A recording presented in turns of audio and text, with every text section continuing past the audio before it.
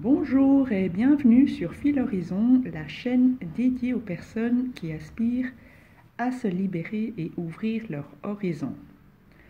Aujourd'hui, je clôture ma série de podcasts en vous souhaitant un chaleureux Noël et en vous offrant d'autres clés de compréhension depuis mon point de vue de Yin Runner. Notamment, je vous explique comment aiguiller votre autre vers la conscience. Alors, je me suis placée dans une pièce où il risque d'avoir un peu de bruit de l'extérieur. Donc, je vous reviendrai certainement ultérieurement pour d'autres cycles de podcasts avec d'autres élaborations après une pause plus que méritée.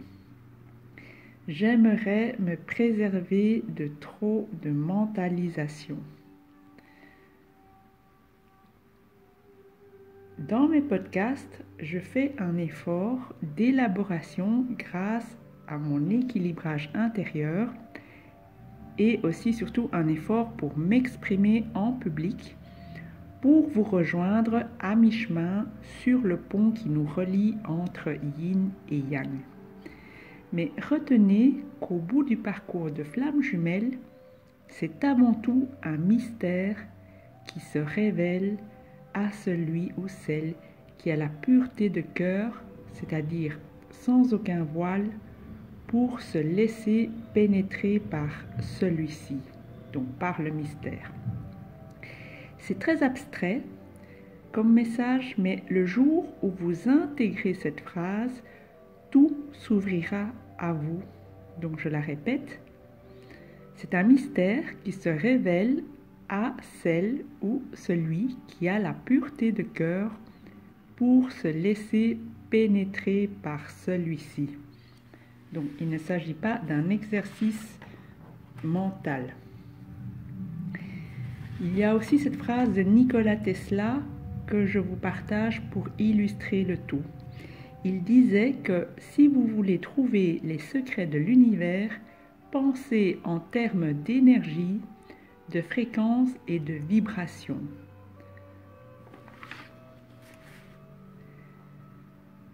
Je me dois, en tout premier lieu, de vous féliciter d'avoir eu la patience de partager mon point de vue différent, même si je sais que tout le monde est friand de compréhension dans ce parcours, ce n'est pas si évident de faire preuve de souplesse et d'ouverture d'esprit, passer au-delà de la barrière du mental égo qui empêche de recevoir ce que le cœur a bien souvent compris depuis longtemps. Pour vous remercier de votre accueil, de vos retours chaleureux et de votre grande intelligence de cœur, je vous partage mes clés pour pouvoir progressivement amener quelqu'un au-delà de son mental égo et de son inconscient. Aussi, je vous relaterai comment je vis ma flamme jumelle extérieure, donc ma relation à mon jumeau, en opposition à ce que je vous ai partagé de ma flamme jumelle intérieure. Donc, je vous renvoie au podcast concernant ma flamme jumelle intérieure. Comme je vous l'ai pointé dans mon podcast précédent, on ne s'amuse pas à triturer la cervelle de quelqu'un. Cela peut engendrer des dégâts et c'est justement la raison de l'existence des mécanismes de défense. Ils se lèvent immédiatement. En revanche, il faut savoir qu'un mécanisme de défense peut très bien avoir été créé par un individu alors qu'il était tout petit, à un âge très jeune, je veux dire. Ce qui fait que les premiers mécanismes de défense peuvent être quasi bruts de décoffrage, impulsifs pour ne pas dire immatures. Les mécanismes de défense ont le même âge que le petit lorsqu'il l'a créé pour se protéger. Le moindre signe qui ressemble à un danger, le mécanisme de défense tire dans le tas. Il s'en fiche de savoir si vous êtes la flamme jumelle du petit qu'il protège. Pour comprendre tout cela, je vous renvoie au travail d'Isa Padovani à propos des gardiens. Elle explique très bien comment se créent tous ces phénomènes de mécanismes de défense. Je me répète pour celles et ceux qui n'écouteraient pas mes podcasts dans l'ordre, Freud a tenté de forcer la porte de l'inconscient de ses patients et il a essuyé de nombreux échecs. Certains patients rapportaient même de faux souvenirs reconstruits depuis leur souffrance et qui brouillaient bien sûr encore plus les pistes. Freud a donc dû reconnaître qu'on n'accédait pas par effraction avec un pied de biche dans l'inconscient de quelqu'un. Pour moi, cela s'opère avec beaucoup de patience et de tact dans une alliance thérapeutique. Cette alliance est notamment faite d'acceptation inconditionnelle de la part du praticien qui reste dans une neutralité totale. Tiens, cela ne vous rappelle rien? Ça ressemble à l'amour inconditionnel et le détachement qu'on évoque dans le parcours de flamme jumelle, n'est-ce pas? Et oui, à la différence que c'est dans un partenariat que cela se passe et pas chacun dans son coin à travailler à sa propre complétude. Un thérapeute n'a jamais réussi à soigner personne en étant assis tranquillement dans son fauteuil chez lui sans un minimum d'implication de sa part dans une alliance thérapeutique. Donc, je vous fais ici un parallèle avec le parcours de flamme jumelle pour vous expliquer comment je parviens facilement à communiquer avec mon jumeau puisque je connais tous ces outils thérapeutiques. Ceci explique pourquoi c'est notamment un peu plus périlleux pour quelqu'un qui ne les connaît pas. Cela ne me rend pas plus intelligente, cela simplement me permet de vous transmettre ces clés puisque je les connais. J'aime beaucoup cette phrase de Boris Cyrulnik, qui est le pape de la résilience, qui dit que la résilience, c'est l'art de naviguer dans les torrents. Vous qui m'écoutez, vous êtes donc des personnes hyper résilientes. Et aussi, une autre phrase que j'aime beaucoup de Boris Cyrulnik, c'est « Un savoir non partagé humilie ceux qui n'y ont pas accès ». Je me fais donc un devoir de partager ce que j'ai comme outil. Alors, comment je m'y prends concrètement avec mon jumeau? D'abord, il s'agit d'être dans une position d'humilité et pas d'aller aider l'autre, mais simplement là, je vous donne les codes avec lesquels je communique avec mon jumeau. Je ne suis pas en train d'aller l'aider de quoi que ce soit. Attention à celles et ceux qui vont dans le but d'aider ou de sauver leur autre, c'est souvent voué à l'échec, car vous rentrez alors dans une des trois positions du triangle de Karpman et qui sont plutôt malsaines comme position. Donc pour en sortir par la suite, bonne chance.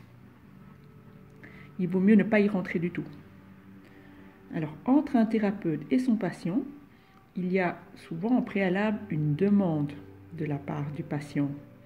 Dans un lien de flamme jumelle, c'est plutôt rare que l'autre nous formule une demande pour l'aider ou le sauver. Et même si votre ego vous invente que votre jumelle et votre jumeau seraient en souffrance et appelleraient votre aide inconsciemment ou en 5D, je ne crois pas que ce soit une bonne idée d'aller sauver quelqu'un qui ne vous en fait pas une demande explicite, puisque cela, d'une part, déséquilibre la relation. Donc allez vous renseigner, voir le triangle de Karpman. On en parle d'ailleurs bien souvent dans tous les vidéos de flammes jumelles.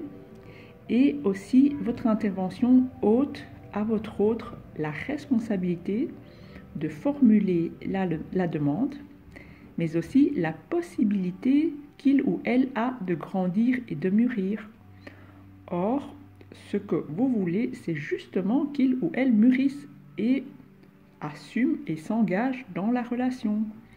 Donc, je vous prie de ne pas aller vous tirer une balle dans le pied tout seul en croyant que vous allez le sauver, le ou la sauver. Dans ma relation, il se fait que j'adore raconter des histoires et mon jumeau adore lire les histoires que je lui envoie. Je passe donc toutes mes idées sur notre lien à travers de petits contes philosophiques ou alors, plus couramment dans notre quotidien, j'élabore toutes les zones de flou dans notre rapport mystérieux, tout comme je le fais pour vous. J'ai fait cela dès le début de notre relation, progressivement. C'est-à-dire, par exemple, je dirais une fois tous les 3 mois. Bon, je ne connais pas la régularité car je n'ai aucune notion de temps, mais ce n'est pas quelque chose que je m'amuse à faire tous les jours juste pour le plaisir de lui forcer la main. Imaginez le chemin qu'emprunte chaque élaboration pour ouvrir dans l'inconscient, que ce soit le vôtre ou celui de votre jumelle ou votre jumeau, un passage vers son cœur et son âme. Je vous déconseille alors de vous amuser à faire cela trop souvent en espérant provoquer un déclic. Je vous rappelle que je le fais depuis 1 an et demi et toujours pas de réveil du côté de mon jumeau. Cependant, il y a déjà eu des déclics intellectuel et corporel, puisque, rappelez-vous, il est yang, mais pas encore de déclic spirituel ni émotionnel. Je vous rappelle que yin ou yang, nous sommes venus régler la même chose, mais dans des consciences différentes. Nous venons pour libérer chacun notre âme, notre vrai soi. Et cela se fait dans cette vie-ci. Aller explorer les vies antérieures ne change pas beaucoup le parcours. Pour ma part, je n'ai même pas essayé de faire, je n'ai même pas essayé de voir qu'est-ce que j'avais eu comme vie antérieure avec mon jumeau. En revanche, je suis persuadée que lorsque je m'inspire pour pouvoir lui raconter des petits contes philosophiques, bien souvent, il se passe à des périodes antérieures à notre ère moderne. Ça se passe souvent au Moyen-Âge, etc. Il se peut que je raconte tout simplement nos vies antérieures, je ne sais pas. Pour résumer l'ensemble de mes podcasts précédents, nous sommes constitués de plusieurs entités intérieures, dont les mécanismes de défense et le faux self chez certains. Certaines entités ont une fonction protectrice. Il ne s'agit pas d'aller les dégommer en espérant être remerciés en retour par notre autre. Donc, pourquoi je vous invite à communiquer par image ou par rébus ou symbole? D'abord, cela a été établi par Adeline Gardinier, psychologue clinicienne connue au sein des Flammes Jumelles. Ensuite, c'est la seule façon que j'ai trouvée pour contourner les défenses de mon jumeau. Mon enfant intérieur, donc mon âme, parle directement à son enfant intérieur en skippant l'adulte premier de la classe et qui sait tout mieux que tout le monde. Et donc, pour un yang, cette pratique permet de skipper le faux self de votre runner. Toutes mes découvertes, je les partage avec mon jumeau en mode sous-marin et pas frontal pour que cela atteigne son inconscient et que celui-ci s'éveille tout seul. Et pas parce que j'aime les cachotteries. Vous le savez mieux que moi, si vous êtes allé secouer votre jumeau et ou votre jumelle en mode « nous sommes flammes jumelles », il se peut qu'il ou elle n'ait pas eu la réaction à laquelle vous vous attendiez. Même si il ou elle a pu vous accueillir positivement, son cœur doit s'ouvrir et aussi il y a toute la levée des voiles qui s'opère lors de la nuit noire de l'âme. Donc vous voyez, c'est pas juste aller dire à quelqu'un ce que vous voulez lui dire. Ce n'est pas aussi simple. Alors, la nuit noire de l'âme peut se produire avant ou après la vôtre. Il n'y a pas d'importance à ce niveau-là. Celle-ci est liée à un effondrement des fondations erronées sur lesquelles nous nous sommes construits. Surtout avec nos atypismes par rapport à la matrice en tant que flamme jumelle. Pour ceux et celles qui se trouveraient confrontés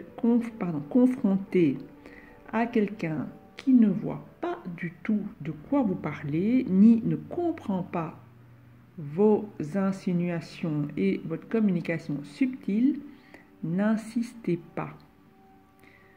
Soit il faut le temps, en fait, pour l'autre de se laisser imprégner par votre message. Il y a toujours un décalage entre ce que la polarité consciente élabore et ce que la polarité inconsciente intègre et puis ensuite avec lequel elle s'éveille. Donc personnellement, mon jumeau acquiesce et il comprend toujours les images que j'utilise. Jamais il m'a dit que c'était bizarre ou dingue ce que je lui racontais. Donc pas eu besoin d'aller le convaincre de quoi que ce soit. Je lui partage mes idées et ensuite je laisse la chose s'immiscer dans son inconscient et travailler pour le lien. Alors ici, lorsque je parle de faire émerger ce qui est refoulé dans l'inconscient de mon jumeau, il y a lieu de se mettre d'accord sur ce dont je parle. Dans notre cas, il s'agit du lien d'amour unique qu'il y a entre lui et moi que je souhaite lui faire voir. En ce qui concerne notre gémellité, nos complémentarités, notre côté fusionnel, je lui ai déjà soufflé toutes les réponses, sans pour autant lui faire peur ni le faire fuir. Il était d'accord avec ce que je lui partageais, mais de nouveau, comme je vous dis, ce n'est qu'à un niveau intellectuel. Il m'a déjà dit que entre nous, c'était ultime. J'adore l'idée du lien ultime, de l'amour ultime. Donc je l'ai pris comme un très beau compliment. Alors ici, c'est l'un des points sur lesquels je demande la vigilance. Beaucoup de personnes se croyant sur ce parcours sont parfois simplement émues par la promesse d'un grand amour exclusif, définitif et ultime, ce que je comprends bien sûr. Mais néanmoins, vérifiez bien que vous êtes en connexion avec la personne dont vous parlez en tant que votre jumeau, votre jumelle.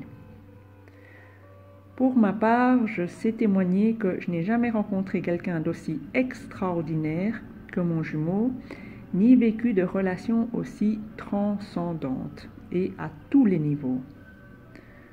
Je sais aussi que c'est le cas pour lui, donc c'est réciproque et pour une raison hyper basique, c'est que nous sommes tous les deux des personnes avec des cognitions atypiques. Donc, avant de tomber sur un bon match, il faut déjà avoir beaucoup de bol. Pourquoi je ne me contente pas de démystifier le tout en disant que les flammes jumelles, c'est juste la rencontre de deux personnalités atypiques de style HPI, HPE, zèbre, surdoué, Asperger ou même, je dirais, une personne connaissant un trouble de personnalité? Eh bien parce que si vous comprenez bien mon tableau des niveaux logiques, tout est interpellant à tous les niveaux chez mon jumeau et moi. Si bien que normalement, nous n'aurions pas dû faire long feu, et justement en raison de nos atypismes. Alors, au niveau le plus bas, le niveau environnemental, donc je vous rappelle que nous ne vivons pas dans le même pays et mon jumeau voyage sans cesse pour sa mission humanitaire. Ensuite, au niveau de nos comportements, nous sommes plus ou moins bizarres aux yeux de la société, ne fût-ce que par nos sensibilités ou nos choix. Au niveau de nos capacités, nous avons tous les deux métiers différents, ce qui nous équilibre, mais comble nos besoins d'épanouissement aussi. Seul mon métier dans l'immobilier, sans mon second métier d'accompagnement à la personne, m'ennuierait trop. Et c'est pareil pour mon jumeau. Donc il a aussi deux métiers, car nous avons besoin de contribuer au plus grand. Au niveau de nos croyances, eh bien, vous le savez, c'est là qu'est le plus gros chantier de déconstruction et de reconstruction de notre intériorité. C'est d'ailleurs la raison de notre lien et de notre amour qui est l'alchimie qui va nous permettre de lever les voiles. Ensuite, au niveau de l'identité, nous connaissons chacun notre diagnostic respectif par rapport à notre cognition différente, mais nous n'en faisons pas vraiment grand cas. Cela n'apporte rien chez nous puisqu'on ne veut pas s'identifier à cela. Ensuite, nous sommes chacun déjà dans nos missions de vie qui a une finalité bien sûr humanitaire. Pourquoi je ne dis pas simplement que nous sommes un couple de type, non justement un couple atypique qui se reconnaît dans leurs différences? Eh bien parce que il y a la dimension spirituelle chez nous qui est un élan du cœur qui porte notre relation plus loin. Je vous raconte à nouveau cette anecdote pour celles et ceux qui n'auraient pas écouté tous mes podcasts. Mon jumeau, alors que nous ne nous connaissions pas, est parti se réfugier à l'autre bout de la terre durant sa nuit noire de l'âme, dans un bled quasi inconnu du reste du monde. Eh bien, il se fait que mes parents se sont réfugiés exactement au même endroit il y a plus de 40 ans et c'est là où ils m'ont conçu et où je suis née. Donc, personne ne pourra trouver d'explication logique à ce phénomène de coïncidence et de synchronicité. Sur le plan spirituel, il y a à relever mon éveil spirituel, mon éveil corporel, donc ma montée de Kundalini, mon éveil intellectuel et émotionnel dernièrement. Il y a donc toutes les synchronicités qui sont plus spectaculaires que vraiment anecdotiques chez nous, toutes les coïncidences, notre communication en 5D qui est quasi de la télépathie. Là où j'en suis actuellement, c'est que j'ai envie de faire parvenir à la conscience de mon jumeau le côté incroyable et magique de notre histoire, car lui ne semble pas oser y croire. Ici, à nouveau, vous voyez que c'est les croyances qu'il faut questionner. Qu'est-ce qu'on nous a appris et qu'est-ce qu'on s'est mis à croire et à prendre pour vrai? Apparemment, quand on rêve du grand amour et quand il se présente, ça questionne vachement. C'est comme si on ne se l'autorisait pas en fait. Donc le parcours de flamme jumelle n'est pas que la rencontre de personnes atypiques ou à haut potentiel, ou alors avec une hypersensibilité. Cela expliquerait pourquoi certains ont cru avoir rencontré leur flamme jumelle et ensuite, par dépit, être allés vers une autre personne en croyant à nouveau que c'était une flamme jumelle, en nommant la précédente ou l'actuelle la fausse flamme jumelle. Donc moi, je ne crois pas qu'il y ait de fausses flammes jumelles, il n'y en a qu'une seule, point barre. Donc attention, je suis d'accord que le couple de flammes jumelles est en tout état de fait un duo de personnes atypiques, mais ce mariage se vérifie selon moi à tous les niveaux logiques, même et bien sûr au dernier niveau qui est le niveau spirituel, le niveau le plus haut donc. Comme vous le savez, j'aime bien observer les phénomènes physiques et métaphysiques de façon holistique, c'est-à-dire qui tiennent compte de l'ensemble des facteurs. Je ne veux ni fâcher ceux qui croient à la spiritualité, ni ceux qui observent davantage la psychologie et le comportement. Moi, j'adore tout absorber en termes d'informations et pondre des synthèses cohérentes et harmonieuses si possible. Je termine ce podcast en vous partageant un peu de ce que nous vivons dans notre relation mon jumeau et moi. Vous avez compris que je ne règle rien avec lui de ce qui concerne mon propre parcours spirituel puisque je distingue les deux, je sépare les deux.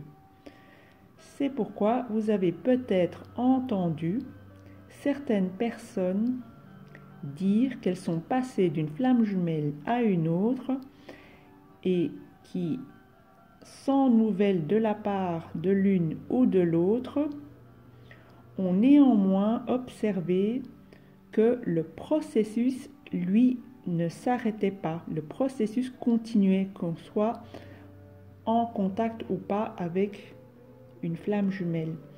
Car notre parcours spirituel ne s'arrête jamais. Il préexiste à la reconnexion au jumeau ou à la jumelle. Il est simplement un accélérateur.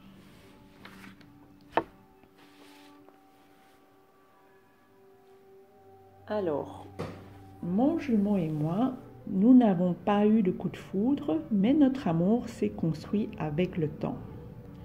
La relation nous a demandé des efforts, du dévouement, de l'implication et de l'engagement. Notre amour ne se limite pas à la présence ni au contact physique.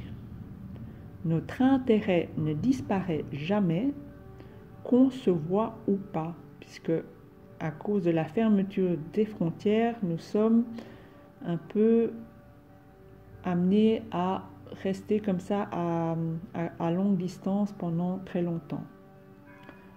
Notre amour transcende la dimension physique et le plaisir charnel et les besoins immédiats. Nous sommes capables d'aimer la beauté intérieure de l'autre et donc son âme. Mon jumeau est mon amoureux, mon meilleur amant, mon meilleur ami, mon frère et mon confident. Nous avons une communication ouverte. Nous pouvons être nous-mêmes sans la peur d'être jugés ou rejetés. Plus nous avançons, plus je me montre bizarre. Donc, bien sûr, c'est bizarre aux yeux du monde matriciel. Donc, quelque part, je m'en fous. Ce que je veux dire, c'est que je tombe les masques un à un, d'abord en croyant qu'il va me rejeter, parce que jusqu'à présent, personne ne m'a jamais pris tel quel. Et en fait, cela n'arrive jamais. Il ne me rejette jamais. Il m'assure même qu'il est plein de respect pour qui je suis et ce que je donne. Et là, vraiment, c'est l'un des plus beaux compliments que je n'ai jamais reçus, car si vous êtes une femme atypique, vous savez comme moi le nombre de conseils, pardonnez-moi, à la con, avec lequel on nous bassine, nous faisant croire que donner trop est un risque d'être considéré pour acquise. Eh bien, je crois que ces conseils ne fonctionnent que chez les normaux pensants. Normaux ici dans le sens dans la norme, ceux qui pensent comme la norme. Donc, ici, le trop à observer, c'est plus l'intensité avec laquelle on donne. Donc, comme je vous l'ai dit dans le podcast précédent, au niveau de l'intensité, ça, en effet, pour les flammes jumelles, ça peut être un peu effrayant. Mais ce qui est vraiment magnifique dans le compliment de mon jumeau, c'est qu'il me fait savoir que pour lui, le fait que je donne n'est pas un problème. Or, j'ai bien remarqué qu'avec mes compagnons précédents, ça déséquilibrait fortement la relation. Alors, je ne sais pas si ce que je viens de dire peut être mis en rapport avec les tests que feraient les jumeaux inconscients avec l'autre. Sûrement qu'ils vérifient à quel point ils peuvent être acceptés totalement. Donc, de façon antinomique, dès qu'un jugement est émis par l'un ou par l'autre, cela peut gripper le processus. Pour continuer ma description, notre amour dépasse tous les obstacles, notamment la distance géographique, la différence d'âge, je suis 12 ans plus jeune que mon jumeau, notre différence raciale, de culture et de niveau social. Dans cet apprentissage permanent, nous avançons dans l'acceptation de l'imperfection de chacun et bien sûr de ses qualités. Jusqu'à présent, notre amour résiste également au changement. Nous ne nous mettons pas dans tous nos états dès qu'il y a un bouleversement chez l'un ou chez l'autre. Seul l'amour doit primer. Rappelez-vous, le chantier se passe à l'intérieur de soi et pas dans la relation avec le jumeau ou la jumelle. Voir mon podcast au sujet de la flamme jumelle intérieure. Alors, ce qui est bruyant, donc dans ce lien, ce qui est souffrant, c'est avoir en nous. Ce qui est réveillé et demandé à être vu n'est pas dans la relation. Il y a une différence entre le lien qui nous fait voir des choses et la relation dans la vraie vie. Avez-vous remarqué que je parle très peu de notion de travail? Je ne fais pas un travail de conscience, je vois en conscience ce qui se passe en moi et le transmute dans l'amour. Donc, je ne suis pas en train de faire la course au travail intérieur pour obtenir quoi que ce soit de mon jumeau. Ensuite, notre lien n'est pas quelque chose d'obsessionnel. Nous ne manquons pas l'un à l'autre car d'une part, nous communiquons beaucoup et d'autre part, nous fusionnons nos énergies par nos échanges et par la sexualité lorsque nous nous voyons. Notre amour est bienveillant et basé sur la compréhension mutuelle. Il ne s'accommode d'aucune mesquinerie, ni de possessivité, ni de jalousie. Alors, l'énergie tierce, chez nous, est notre travail, nos activités professionnelles, nos 2 métiers à chacun, et donc nos missions de vie. J'encourage donc mon jumeau à se consacrer à fond à ce qu'il a à faire pour sa mission à lui. Et lui fait de même pour moi. Il est présent dans tous mes avancées, tous mes travaux de recherche, etc. Et je l'aime du plus profond de mon cœur. Je finis ici en vous soulignant que l'amour vrai ne se construit pas sur du sable mouvant et qu'il peut durer éternellement. J'espère que cette première série de podcasts vous a plu, vous a questionné, vous a éclairé, accompagné et, soyons fous, peut-être libéré. Si c'est le cas, je vous remercie de liker les podcasts qui vous ont le plus parlé. Cela m'aide en fait à voir dans quel sens continuer à travailler. Et je vous remercie aussi de vous abonner pour mes futures publications. Je reste à votre disposition. Mon email de contact est filhorizon@gmail.com. Il se trouve dans la description.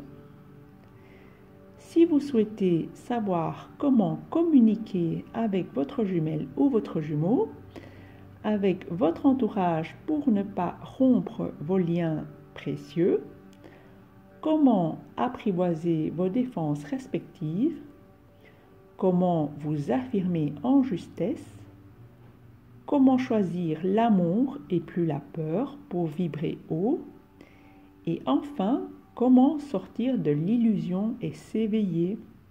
N'hésitez pas à me contacter pour une consultation. Le coaching est un outil de thérapie brève. Il n'y a pas lieu de rentrer dans un cycle de travail acharné. Je vous remercie de votre écoute et de votre bienveillance. Joyeux Noël à vous et vos êtres chers. Belle fin d'année à tous. Belle entrée dans cette nouvelle ère du Verseau. Elle me paraît très prometteuse. Et n'oubliez pas que nous avons tous un rôle prépondérant à y jouer en tant que flamme jumelle. Au revoir et à très bientôt.